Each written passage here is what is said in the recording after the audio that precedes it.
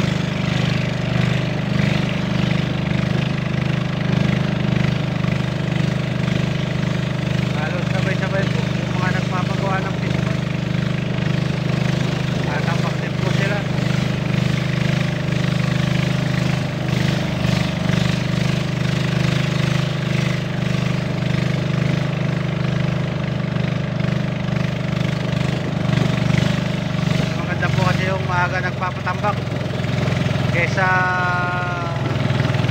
kailan may baha, kung magpapatrabaho mahirap na po.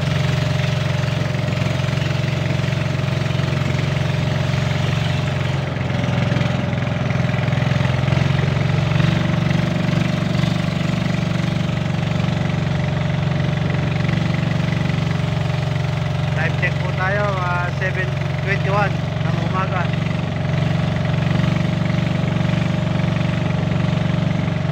Mga 7:30 po ando na tayo. Daling oras na lang, o ilang minuto na lang.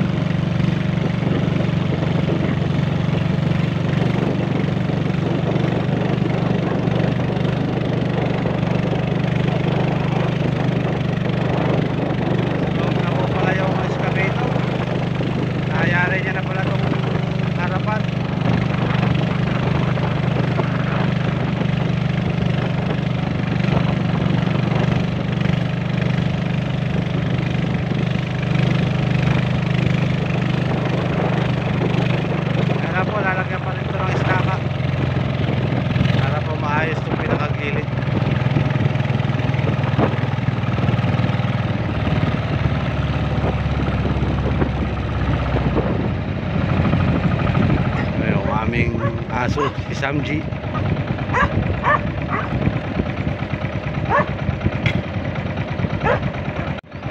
O yan po, andito na tayo.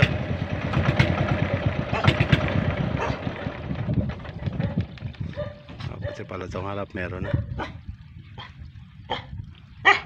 Ay, thank you Lord. Magandang biyahe at ligtas. Huwag kang babangga. Baba muna tayo. So yun mga kaplasdanan, dito na kami at titingnan lang po natin yung tatarbaho ng nag-excavator.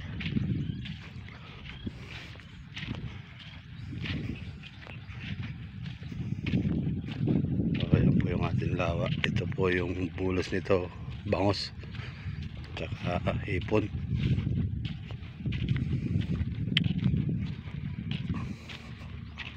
Ito pareho lang po sila kasi ito po, itong side na to sa kaliwa ko, ito po yung tinatawag naming impitan.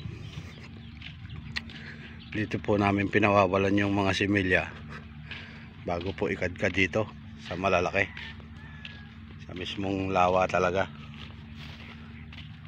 Ang purpose po kasi noon, kung halimbawa may nabuhay ditong siyab o yung nangangain ng similya,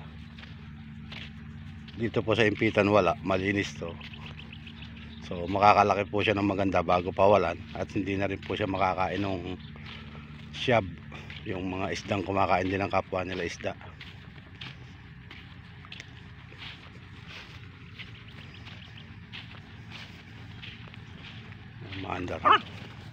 Maandar na pala yung excavator. Siguro gagawa na siya ng daan.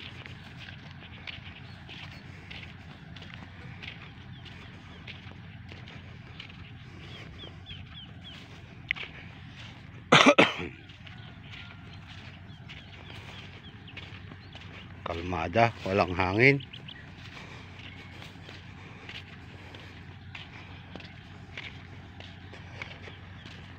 Ang ganda ng tubig. Medyo nagkukulay green. Maraming planktons, maraming pagkain yung alaga.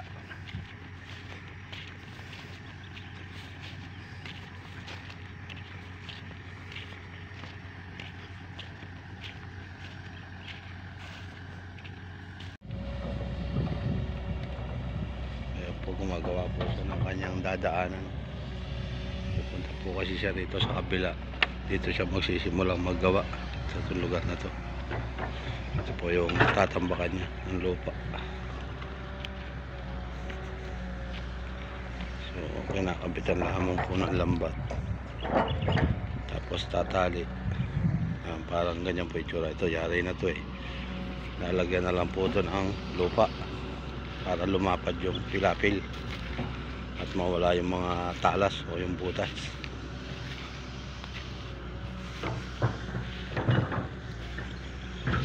Medyo malaking gastos po, kaya lang sulit naman.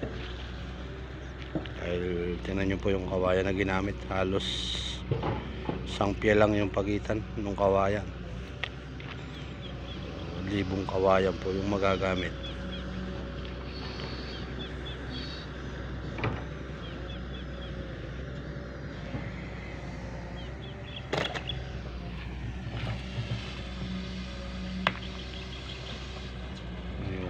Ating dalawang tao na tatali ng kawayan, dalawa lang sila, pero okay naman para tayong may kasamang 4 na tao. Sulit yung trabaho, mabilis.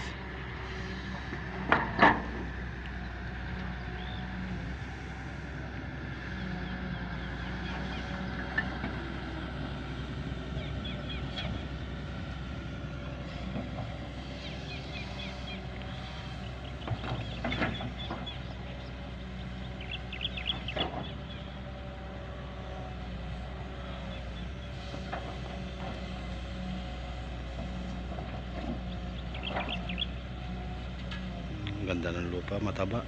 Pwedeng maggawa, pwede tayo magtanim dito ng halaman. Kahit pang gulay-gulay lang ng ating mga tauhan, ng bantay.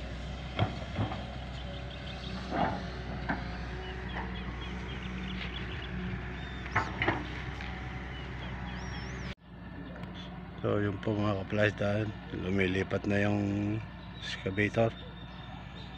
dun sa kabilang lawa dahil unahin niya yung kabila. Daan-daan lang po siya lumilipat.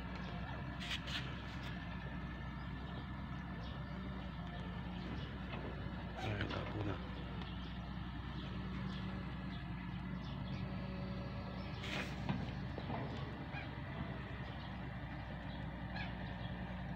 Ayun. Lilipat na siya.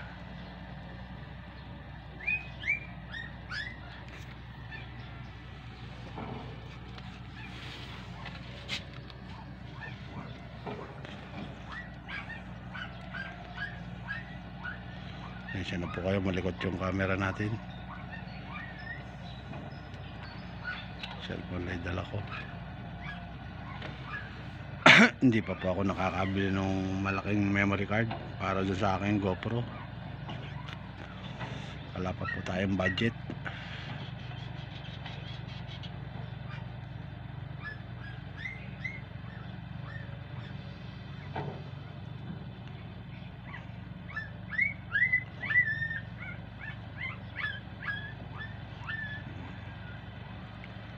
Dahan-dahan lang siya lumilipat.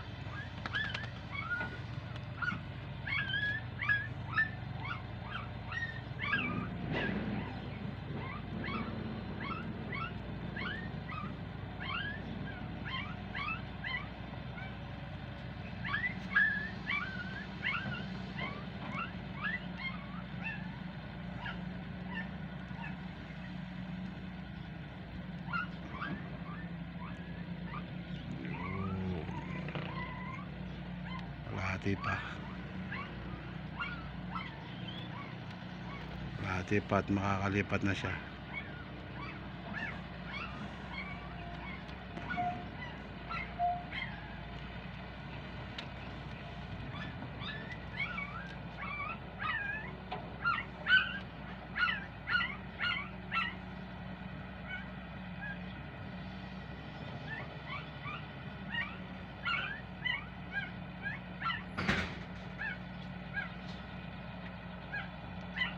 Na, kalipat na.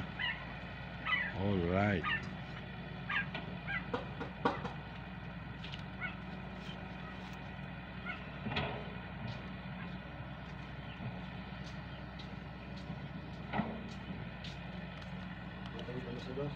Ah.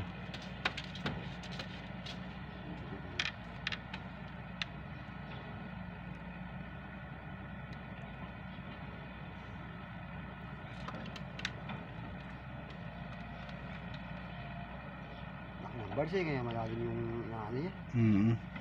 Bards pala ng bako ng crane niya.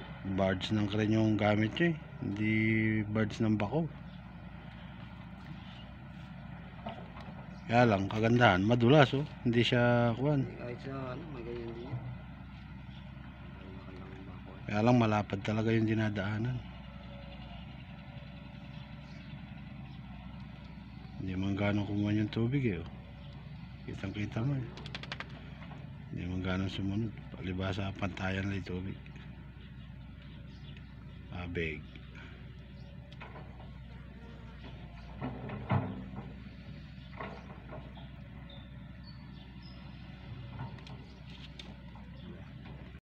O yung ating mga alagang kambing, mga kapalaisdaan.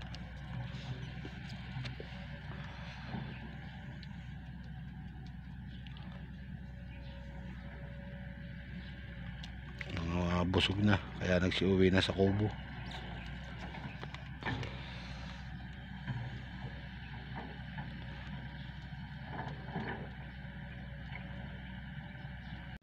Ayan, ito po yung ating tanghalian. Ginataang langka with daing na tilapia.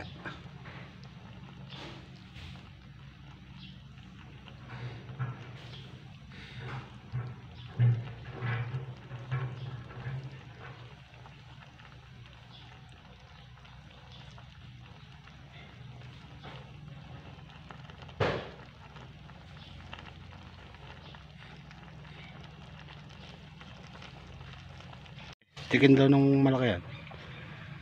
So yan po, at kami po ipauwi na nagsasaalin lang po ng kurodo.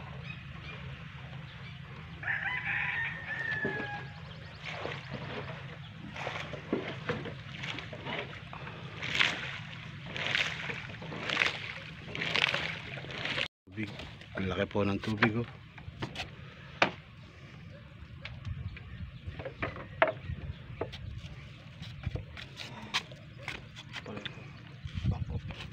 Saan?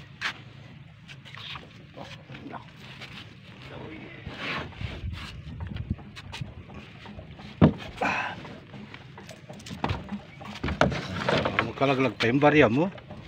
Ha? Magkalaglag pa yung barya mo. Parya puta.